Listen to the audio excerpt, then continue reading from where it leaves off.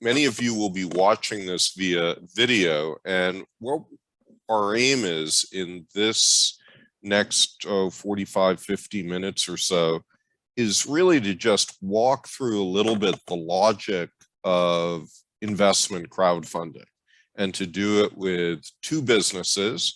One business, Cubed Root from Elias, that has already begun the process of crowdfunding, and another one, Rada Baked Goods, which is considering crowdfunding. And a little bit of background. Investment crowdfunding was legalized in 2016. And since then, according to the numbers that I looked at just this week, about 1.4 million people have been involved in investment crowdfunding, putting well over $1 billion into 5,000 businesses. The average successful crowdfunding business has raised about $300,000 right now. So it's a really important new tool for businesses to raise capital. And for those of you who are tuning into this, who are interested in learning more, one thing I wanted to just share quickly was we in the Scale team and this project have a web page called foodfuturewesternnewyork.org. And you can tool around here. And one of the things that we've been building up is this section here on resources. So if you go down here to financial resources, you can start to pull up a whole mess of things around crowdfunding and around other forms of financing. And another thing that we have here is a list of current offerings. Now notice that we only have Cubed Root listed here for investment crowdfunding, and we would like to have 10 or 20 businesses listed in here. So that's why we hope lots of you, after viewing this videotape, think about considering investment crowdfunding. And we have something here on bulk pre-purchasing. I want to explain what that is right now. And also in the resources section, we have got a whole section on local investment tools. So just to let you know that all of this is there to help you. And so again, I wanna say that I'm really delighted that Elias and Lavina and Lee are with us today to talk about their businesses.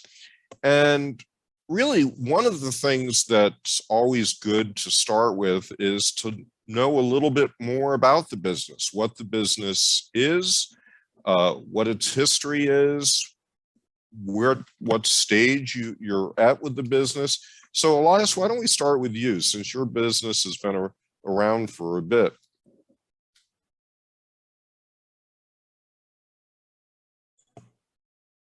All right. Yeah, so Cubed Root is essentially a rentable grow space company. So the best way to sort of look at it is kind of like an indoor community garden, or like a co-working space for indoor agriculture. We started off growing sprouts and greens and wheatgrass and stuff like that in my basement. And as we started growing, there was no way to expand into a larger facility with it and being able to justify the sales that we had. I had maybe a little bit of sales, like maybe hundreds of dollars of sales, but not enough to get into like a full-on year-long lease agreement and utilities and insurance and everything that kind of goes with setting up an indoor farm. So that's kind of where the whole idea started to come together. At the same time that I was trying to sell microgreens and sprouts, I was met with a lot of barriers to entry in expanding and scaling up. So that's where I started trying to create a company that I wish existed when I first started, that it'd be easy for anyone interested in indoor agriculture to scale up. So get in a small space, pay a small amount of money, not have to worry about utilities or anything. And as you grow, you spend more money growing up to the point that you feel comfortable either moving out of the facility or continuing with us. So that's kind of where the whole idea came about in creating rentable grow spaces. And you're at the stage now where you're trying to raise money to get a space, a kind of permanent space for the business. Yeah, I mean, right now I rent a warehouse out by the Main and Fillmore area, East Amherst Street kind of area there. So it's a small little warehouse, about 1,100 square feet. Got a pretty good deal renting it. And right now I would like to expand to a larger space to accommodate more greenhouses and have the facility and infrastructure more where I envision it. But right now we're sort of just right at the beginning stages and renting out to a couple of growers, and we're going to start doing a little bit heavier marketing in the coming days. Right. Okay. And Lavina and Lee, tell us a little bit about the background of Rada Baked Goods. All right, so basically we do baked goods such as cakes, custom cakes, cookies, brownies, things of that nature. The reason why we started is so that we can have a way to give back to our surrounding community. The definition of Rada is to have rule, dominion, or to dominate. We treat our customers like royalty. The community around us means a lot to us. And we also serve larger corporations as well. So we pick on a lot of corporate organizations where they ask us to do a lot of catering for their events as well. So our max so far, ending last year of 2021, I would say that we had at least over 800 items we had to prefer for two organizations. One of them is called Compare Buffalo, which is a mental health not-for-profit organization. And the second one is Black Nurses of Buffalo for their gala event that we cater as well. We're looking to expand. We outgrown our kitchen, our home kitchen, and right now we're placed in the Westside Bazaar on East Ferry and Grant Street. We kind of outgrown that space as well. So we definitely looking to expand and add to our team. We are in the process of looking at brick and mortars on the west side as well. So we just got done yesterday, actually, looking at a couple spots that's available in Buffalo for us. So hopefully, you know, we'll get in those entry-level positions for us, for our business, and outgrow that and just keep growing from there. Right. Well, I'm curious what the availability of commercial kitchen space has been for you as your business has grown. I know there are some commercial kitchens. Are they oversubscribed? Are they affordable? I know for me personally, I'm the type of baker that takes my time. So the idea of like renting a kitchen for like a day to pay per hour, it just didn't appeal to me personally. And then you have things that are set up like a cloud kitchen where you come in, you set up, you're permanently there, and the customers just pick up, grab and go style. Those are also expensive. If you do that, to me, it just makes more sense to have the whole storefront at that point. So as far as like a kitchen that's already built out in a storefront, it's not as common. So a lot of places we're finding you have to add the equipment when you come in. So it's a lot more to it. You'll need the contractors and build out plans and all of that. Yeah. So we have two viable businesses, two businesses that are actually up and running. They're not blue sky. They're not just dreams. They're happening. And like all businesses, one of the limiting factors is the availability of capital, the availability of money. So, Elias, where have you gotten the funds to do what you're doing so far? And what do you need in order to do more? I've gotten the funds from several areas. First and foremost, bootstrapping, like doing a lot of side work and, you know, a lot of just putting aside a percentage of your money to go towards a company, and kind of letting it sit there to reinvest or purchasing whatever, kind of separating my accounts from between business and personal. And so a lot of bootstrapping. Another one of the first ways was actually contest. I was able to win $2,000 from a Key Bank Boost to Build Buffalo. It was like a contest there for small companies. It was like a pitch contest, and I got second place, which provided me with $2,000, which allowed me to get the down payment into actually getting into this warehouse. So it was a huge help. And then another way that I received some capital was through Go Steward. They're like a sort of a crowdfunding platform, but specifically for farmers or like farming operations. They provided me with $5,000, a $5,000 loan to get a lot of the initial sort of materials and equipment that I needed. So from there, that's basically been, and also selling of the greens, where I sold as Cube Brew, selling the greens, and all that went back into reinvest into the company. So that was where a lot of the funding came in through. And there are other ways that I've explored, such as WeFunder and I think it was Kiva as well. So WeFunder is where your investment crowdfunding issue is right now. What motivated you to look at investment crowdfunding, and why WeFunder? It was sort of like one of those things that it's out there. People are always talking about crowd investment. So it kind of piqued my interest to seeing if my company was viable or something, if it was something that people would be interested in. But I never really picked on one. So through a lot of our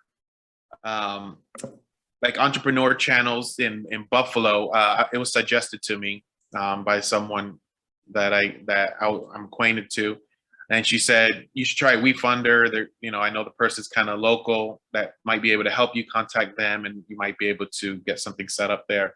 So I went through them and through WeFunder, and that's who I've been with.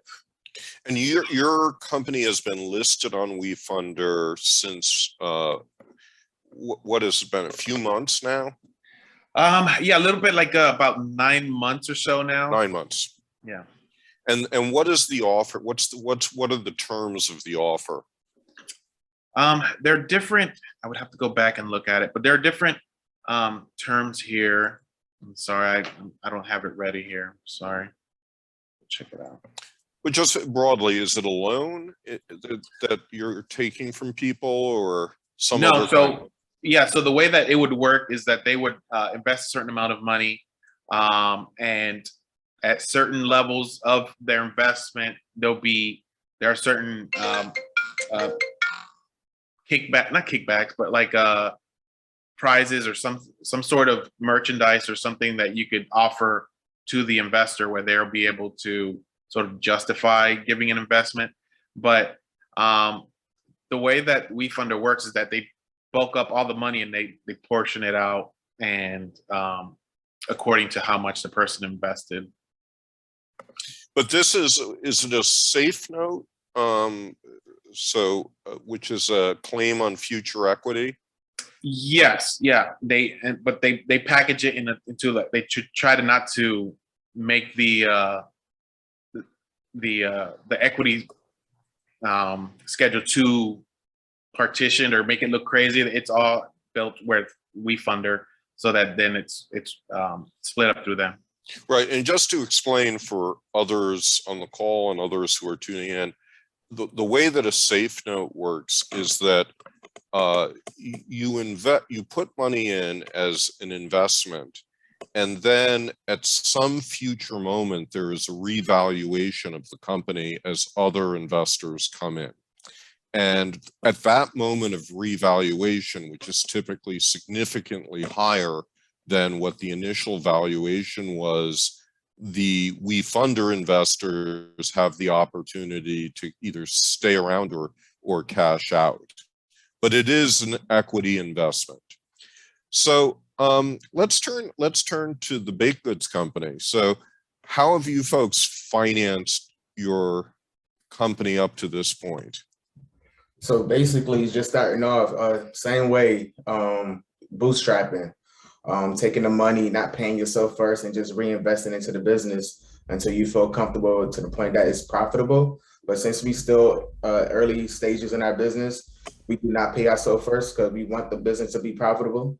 So we still reinvest the business as well. Currently, we learned about business credit as well. So with our personal credit and leveraging it to get business funding, we do have lines of credit. We do not have debt in that as well. We have that just for insurance. So we are leveraging like MX cards or cash Chase cards, things of that nature, just to build our business credit up as well. So when it comes to like getting like future loans or anything in that nature, we can be qualified for that.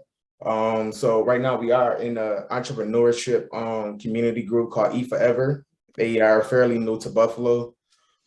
So they have like a accountability group that meets once a month.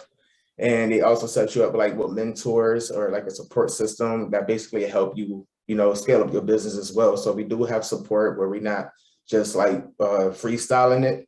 So we have like a good family support with that organization, with them and Weedy as well. That's helping us to scale up our business. So how much money would you be looking for if you do take this next step with investment crowdfunding? I believe we discussed like probably like around $100,000 the max. 100,000 is the max. And I'm glad you mentioned that, because one thing people don't always appreciate is that on the investment crowdfunding sites, companies usually set a minimum and a maximum. So if you don't reach your minimum, you don't get anything and the investors get their money back. If you reach the minimum but don't reach the maximum, then you're good to go. And the maximum is just, sort of setting legally what the limit is going to be of how much money you're going to get. So 100 is your max. What would be your minimum, do you think? We pretty have high standards of ourselves and high expectations of how we want, the vision for our business. So we probably say 50,000. Yeah. 50,000. Yeah. And what would you do with that money? Basically, just add more help. It's just the two of us right now. My wife is actually running the business full time, and I'm more so on the back end of the business where I still have a part-time job outside of our job as well. So that's how we keep, everything running smoothly without any chaos. But we'll definitely add help. It'll go towards marketing. It'll go towards equipment. We're very high on social media. We're very high on basically on just scaling up the business, making sure that everything is contractors, everything is set up. The vision that we have for it, I'm pretty sure you guys have like crumble cookies and Samia. Like, we have nothing against local bakeries, but for us to actually scale up and be commercialized, like we look up to those companies as competitors. So right. We want to be on that stage, that type of platform. So we want to get to that level. And have you been looking at a specific investment crowdfunding platform so far, or it's just coming into focus now? We thought about it in the past, but we wasn't sure how to sign up for it. We did research. I believe it was called Start Engine. Mm-hmm. So we did actually Rada actually own a stake in a company in Start Engine as well. So we actually own a company. I think it's called Child 324, but it's like a blockchain. Excuse me. It's a company that's into what is it called? Cannabis. Cannabis. Okay. But they do it through blockchain, so it's like a futuristic type vending machine where they almost align with farming. So it's like, if it's real or not through the blockchain information. It's a lot to it, but it's futuristic. So Wide Up Bigger is definitely, you learn about how to invest your business into other business and, investments as well. So was thinking about like different streams of income that would help Rada in the future as well. Right. But Okay. our company actually, we don't advertise it just yet because we're still playing around with it, but we also accept cryptocurrency as well. Ah, all right. So this is then a good transition to the experience that Elias had getting started with WeFunder. So, I mean, one of the reasons people generally do investment crowdfunding is that it used to be quite expensive and difficult for a business, a small business like the ones we're talking about today, to raise even a penny from a grassroots, unaccredited, non-wealthy investor. And about 95% of the public is unaccredited. So investment crowdfunding provided a pathway to make this happen relatively inexpensively. You don't have to pay massive legal fees up front, but there are still things you have to do. And Elias, I'm curious how difficult, how much burden was it? What was the checklist like when you got started with WeFunder? It was fairly easy, but you kind of put in your general information, and then you kind of start getting more into your like sales numbers and things like that. And but they provide you with an account manager, which kind of sort of walks you through the whole process of what you need to do, what's expected. There's a lot of save and checkpoints so that you can save your progress as you go, so that you can go back and research. So there's nothing where you have to be worried that you have to have all that information immediately. So the process was fairly painless in going through the whole process and being able to launch it. Did you have to give them a business plan before you got started? I don't recall having to give a business plan, but you definitely have to have a pitch deck ready.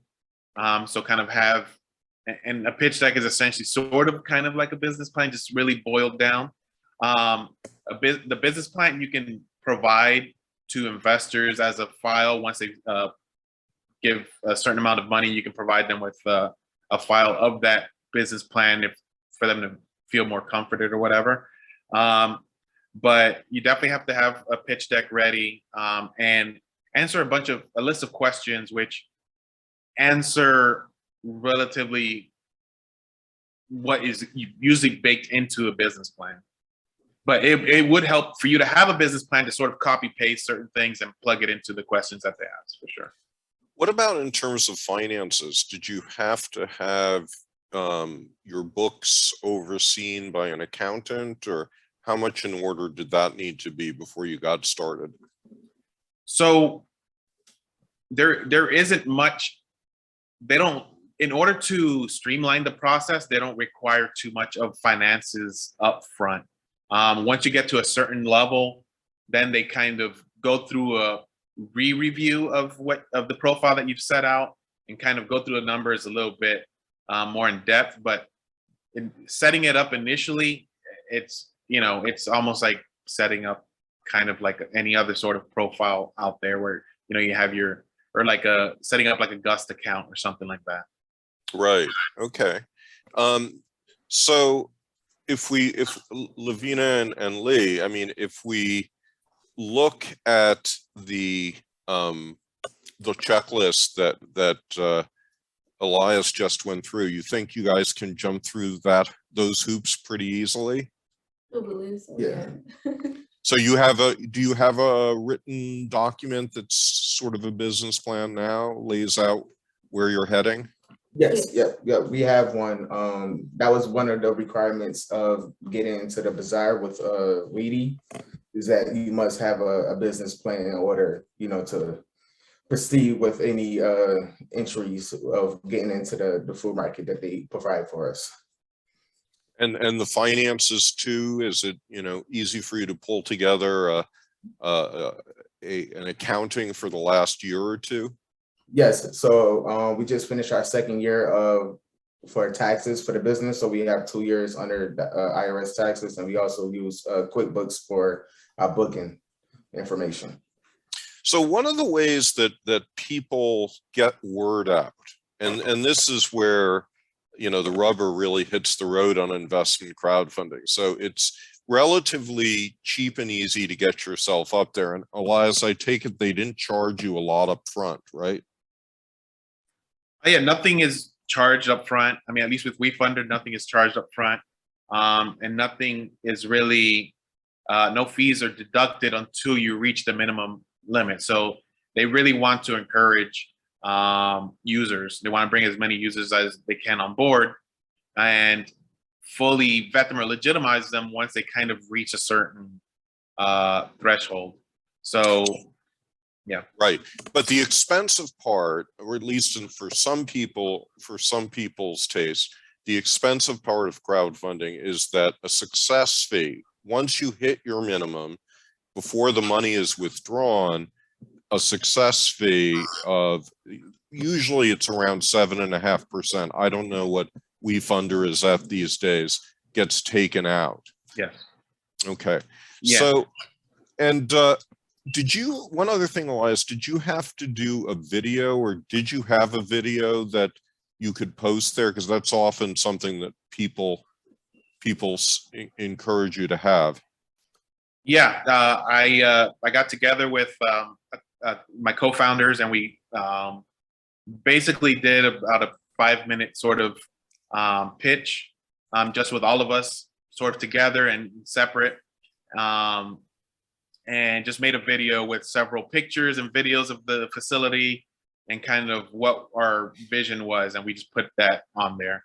A video is highly encouraged because they feel that aids in the success rate of the crowdfunding campaign.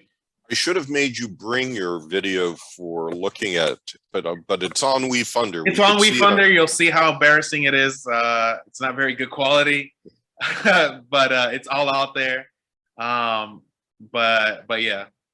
Excellent. So, and what about for Rada Baked Goods? Do you folks have a video ready to roll, or easy to make one? We do. We have one. We do have a video as well. It took us about almost 10 times to get it right, but yeah, it takes a lot of takes for videos. It's always like those little tiny mistakes that you watch back, but like, oh, why did I say that? Or I know the feeling. We also have more to add now, so we probably do another one. Yeah. All right. So where the rubber hits the road is you've gotten your stuff online, you know, all of the business details, the finances, you have a video up there. Now you got to sell it, right? And what's hard, I think, about selling it is not just convincing as many people as you can to part with their money as investment, but part of what's hard is you're taking time away from your core business. So you want to be focused on your core business, and now you're in the business of raising capital. So Elias, how has it gone so far? And tell us, you know, where you're at and how difficult it has been, and what do you see the challenges as ahead? Yeah, so I mean, we haven't raised as much money as I would like, or too much money. And a lot of that is really just it's based on me. You know, I take full ownership and responsibility about it, because while it's easy for me to sell parts of my business or my greens or what I'm trying to do, it's sort of hard to put out there, hey, you know, we need money invested, or even, you know, whatever, just to gather money. And that's sort of where I have a bit difficulty, is sort of asking people to give me money without any sort of upfront product. It's easy if I have, you know, oh, here's greens, give me money, I give you this, and it's really immediately transactional, as opposed to when you're asking people for capital or investment, there's a lot of questions that come with it that you're not completely sure about. Investments are a risk. So it feels weird for me to be putting people in a risky situation, even though it's not that risky, but it feels like I'm putting them in a risky situation by by them giving me money with no upfront immediate value. So without being able to push that, it's been that's something that I've struggled with, which I'm starting to get a little bit more comfortable with. But those are usually the struggles where putting out constant social media posts saying, hey, our campaign's up, make sure to invest, send money or whatever. And I have difficulty with social media generally. So, couple that with, sort of being shy about asking for money and everything else, it kind of has been a blockade and me pushing forward with getting a lot more investment than I think we would be getting. Right. And I think it's fair to say that any of us, and all of us, have probably been involved in some kind of nonprofit activity where you're asking for money. But in this case, you're not just asking for people to give you money for nothing. They're becoming partners in your business. They're sharing in your vision, but still, because it's a new vision, you're a little nervous in asking them. And does it help when you think about, well, you're only asking them for maybe $100 or $200, not thousands of dollars? It definitely helps. $100, while for some people it's still a little bit of a financial burden, it kind of decreases the barrier to entry. So now it's not like thousands of dollars that you're asking for people. It's a couple hundred or whatever, and kind of going from there. So yeah, having it at 100 is definitely a lot more manageable and a lot easier to work with. Who did you approach? How many people were sort of on your list of people that you've reached out to directly right now? So when I haven't been pushing it lately, and I need to. But when I initially started, it was a few hundred people.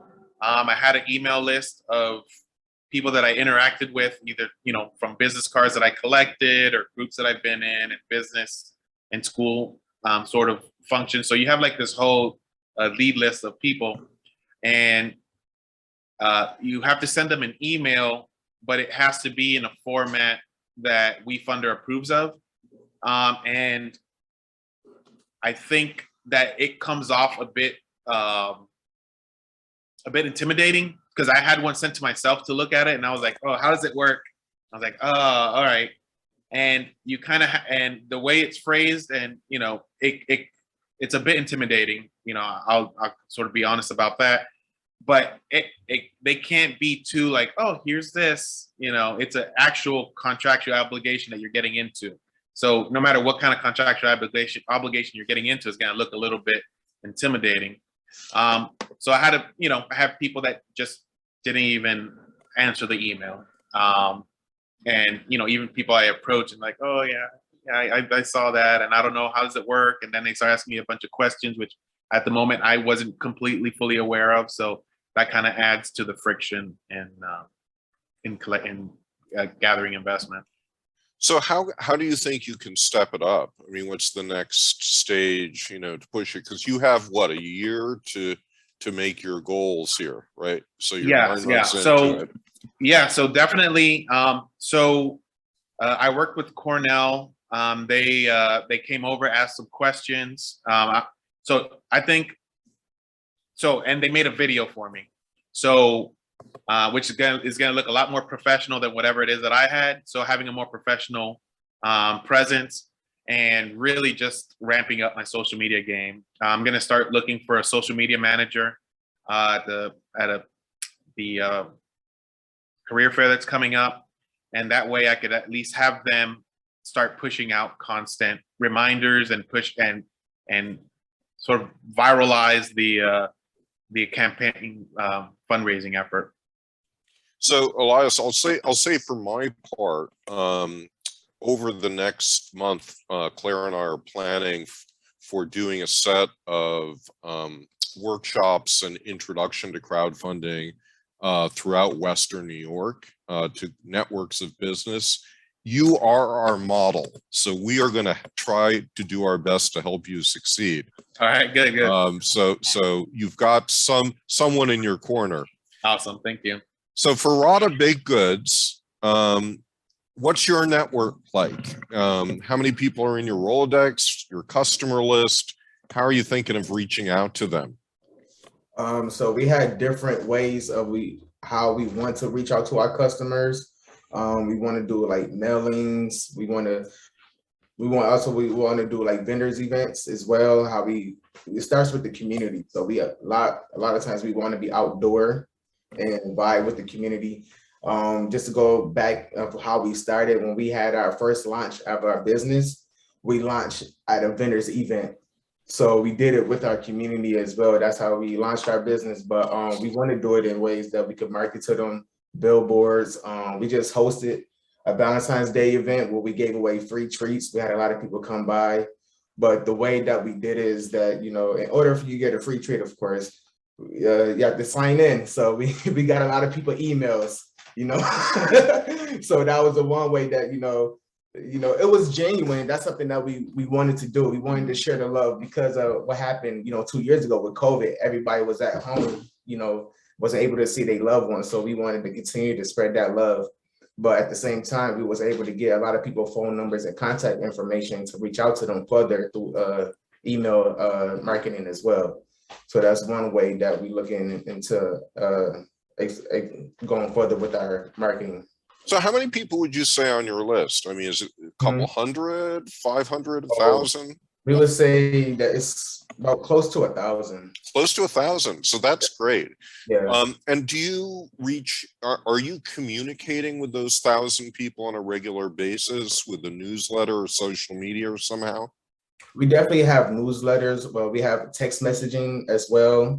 Yeah, we send out notices monthly or weekly where we have like a promotional going on. So right now we have a promotion that if you buy an item today, on your next item, you come back, you get a free one. So we get a lot of people that sign up for those as well. We definitely have our social media presence. We on TikTok, Twitter, Instagram, Facebook. You name it, we're probably there. So we definitely make sure that we're all the way around. That's why I try our best to expand when it comes to, our business, because we want to reach our audience in different type of ways. Right. So, yeah, I mean, it sounds like you've got an audience that's raring to go.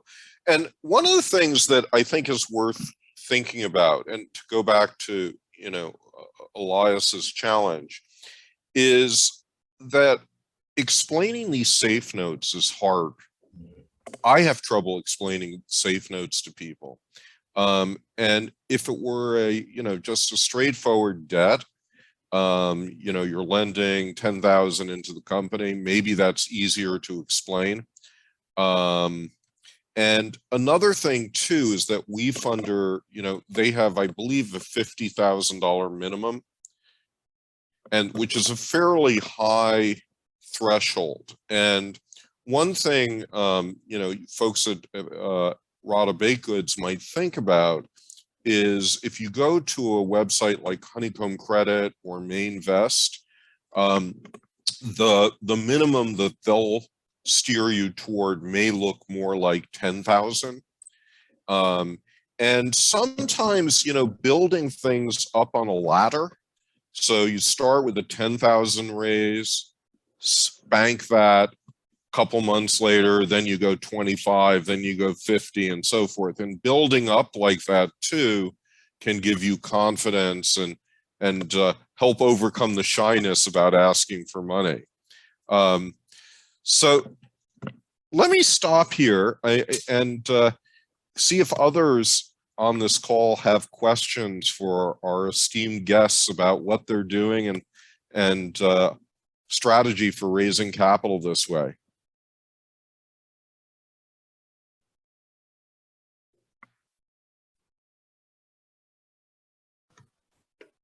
Thank you both.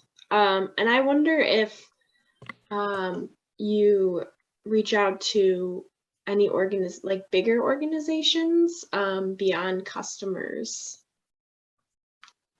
or if Michael, if you have any thoughts on that. Yeah, I mean, finding fans, you know, and organizations and networks that are excited about your stuff is certainly part of it. And yeah, and Elias, like, what are some of the ideas that you've had for reaching out to other networks?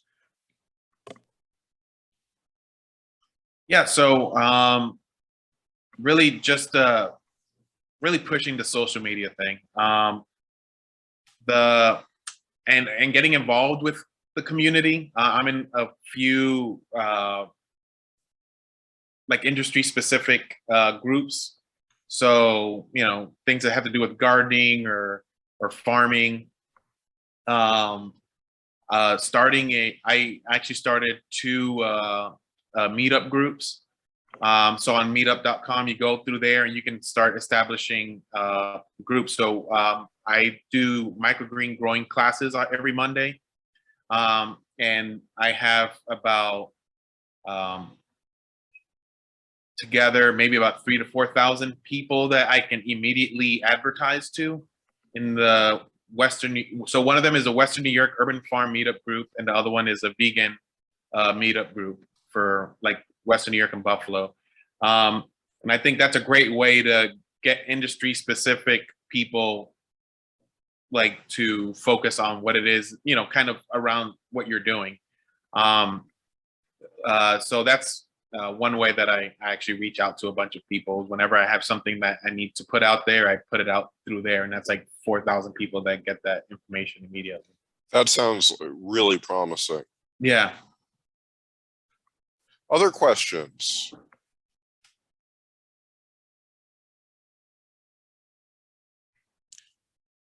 Do you, I'm curious, Lee and Lavina, do you have more questions for Elias about what he did to just help your own efforts getting started?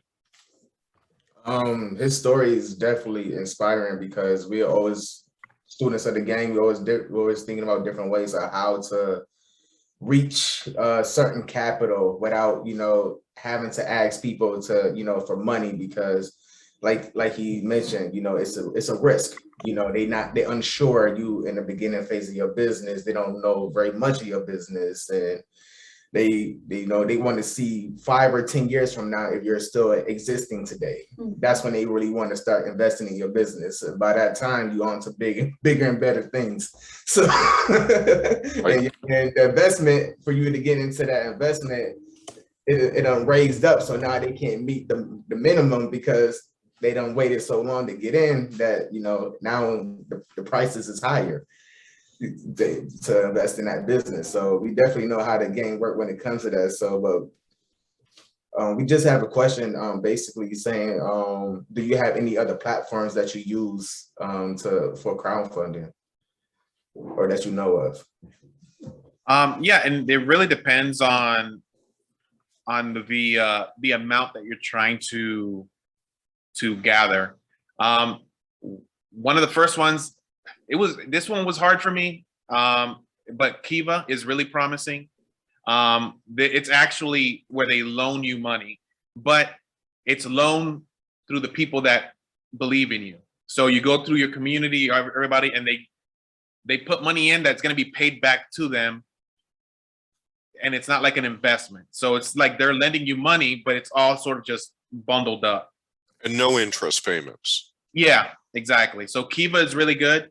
It was just really hard for me because my social network is really small, and it was kind of hard for me. But if you have like a community of people that are willing to help and are more comfortable with the debt lending instead of the investment, I think Kiva is one of the best ways to go. And they're really generous in how they build their platform. Yeah, but I do want to correct you. Your social network, if you're reaching 4,000 people through these classes, is huge. And yeah, so, I mean, it's like one of those things where people with Meetup, it's kind of people just say, "Hey, I want to be in this group," and it doesn't really offer any. It's a contact point, and I don't look at it. I don't see it as a really high fidelity connection. yeah, okay. So Elias, what would be your advice to Lavina and Lee, as they start in this? What are things that you wish you had done earlier that you would advise them to do? I mean, I looked at some of their stuff. Their product pictures are amazing. Everything looks delicious and good, and they seem to have a really good social media thing, which I wish I had when I first started. I think they seem to be on a pretty good path. I mean, they're taking advantage of low cost, low barrier to entry opportunities, like getting into Weedy and having shared kitchen spaces, which I tell people to go through all the time, because they're like, oh, I want to be a cook, but blah, blah, blah. And they give all these excuses. I'm like, you can literally run a kitchen for whatever, you know, a few hundred a month or whatever, and build up through there. So I think they're doing everything good. I really don't even know what to tell them, because they seem to be on a really good path. The only thing I would say is maybe offer something more than just baked goods, like really work on maybe like merchandising, and getting into a farmer's market. I don't know if they do that. And maybe even start like little baking classes like I do with the microgreen thing. Microgreens is a bit harder. People are a little bit like, you have to be really healthy kind of a person to get it, but everybody loves cookies and pies and cakes and all that stuff. So maybe offer like little baking classes to show how you can make certain little cookies or whatever, or like these painting, like get drunk and make a painting sort of thing, get drunk and make a cake or a cookie. I don't know, but they seem to be on a really good path. So it's really hard for me to give them a really, you know, something. I think all of that is excellent advice. So yeah, I definitely agree. That's the reason why we want to expand so bad, because everything that he just mentioned is what we want to do. It's on our vision board, you know, everything, because we know that we're bigger than what we look. Everybody, the way that we advertise ourselves, they think that we're like already in like a brick and mortar, or which is good until, you know, the orders start to roll and then we're like, okay, we need more people. Yeah, I would say start a meetup group. It's about $20 a month to start a meetup groups, but I don't look at it as I'm spending $20. Look at it as a marketing cost, and then I kind of like, oh, all right, it's a marketing decision. So if you put maybe $20 towards a meetup group and make it so that, you know, it's Western New York or Buffalo baking club, and that way everybody's focused to you, and then you could also convert them into customers as well. I've been able to convert a lot of microgreen growers into microgreen buyer customers. So they'll buy microgreens from me when they come here. Once they learn, they're like, oh, okay, well, do you have any for sale right now? I'm like, yeah, so I sell it to them. So it's a great way to sort of convert students into customers as well. And you also build the that network that you can start dispersing stuff out later from there. Meetup is really great with putting a message in, and you send it to, you know, hundreds or thousands of people. Thank you for that feedback. Yeah, no problem. That's one thing that we learned, like, just by being at the bazaar too, is that because the bazaar have a household name of it's international food. So we're like the American business in there. So people already think that, you know, we're just general items. So one thing that we're thinking about, like switching our business model to like Cold Stone model, like build your own type concept. When you come in, you could either build your own cupcake or build your own brownie bowl or cookie bowl. That's a great idea. Things in that nature. So it's because that's basically what we learned going into our second year at the bazaar. Is like, okay, they here for experience. They just don't want something they could go to the corner store and get. Like, even though like our bread and butter is really our custom orders, like birthdays, weddings, and corporate events, but when we get those walk-ins, we want to give them like a different type of feel, like, oh, it's Rada's here, you know, that type of, you know, we want them to be excited when they see us. So thank you for that feedback. Yeah, no problem. You guys will probably see me soon. So here's my challenge. Can we get a crowdfunding issue from Rada Baked Goods up and running within the next 30 days? What stands in the way of that? Nothing. I mean, get your pitch deck up ready. Do a pitch deck if you don't know how to make one. there's a lot of resources. Robert Kiyosaki, I think he has a really good sort of general way to, or Kawasaki, I forgot his name. Anyway, but there's different places you can go where you can find how to make a pitch deck. And the pitch deck is essentially how far you want to take it, something you can bring to investors. And at the end, you know, this is where you want it to be. So you kind of have to think a little big and just sort of scale it up from there. So Lee and Lavina, are you ready to roll with this? Yeah, I would say so. We don't have a choice, so. Well, there's always a choice, but when you say you don't have a choice, I like that. I like that enthusiasm. All right. So let me close out this session with a couple of things. First of all, if you're watching this video and it is still the middle of 2022, check out the listing that Elias has for Cubed Root on WeFunder. And hopefully you will also find somewhere, we're not sure yet, the offering from Rada Baked Goods. Second thing, just keep coming back to the Western New York Future Food site and check out, if you're an investor, check out who's out there looking for money. If you want to do a modest investment in Western New York's food system, we will have ways you can do that. And if you're a business thinking about it, we will have resources to help you and resources like this videotape. So let me just thank our two guests, two wonderful businesses who are with us today. Thank you so much. And wish you all a happy Thursday. Thank you, guys. Can I just add one thing, please? Yeah. Yes. I just wanted to mention that Rada Baked Goods is like a poster child for VD. They've done all the right things from the very beginning to kind of scale their business, you know, in terms of social media. They keep it updated all the time in terms of like writing the business plan, as they said, like they've done all the right things. So we're really, you know, happy that they're progressing in their business and using all the tools. I know E for All and E Forever, like you mentioned, I didn't know you were using those resources. That's amazing. They have a great program as well. So that's wonderful. And SCORE has a lot of presentations for how to create a pitch as well. So if you want to go to the SCORE website and the SBDC, they have pre-recorded sessions on there. So you can just check those out too. And if you need any assistance, I can also help the pitch deck. So please reach out to me. You have my email as well. Thank you very much, Claire and Michael. Great. Thank you all. Thank you. Take care. Thank you. Thank you.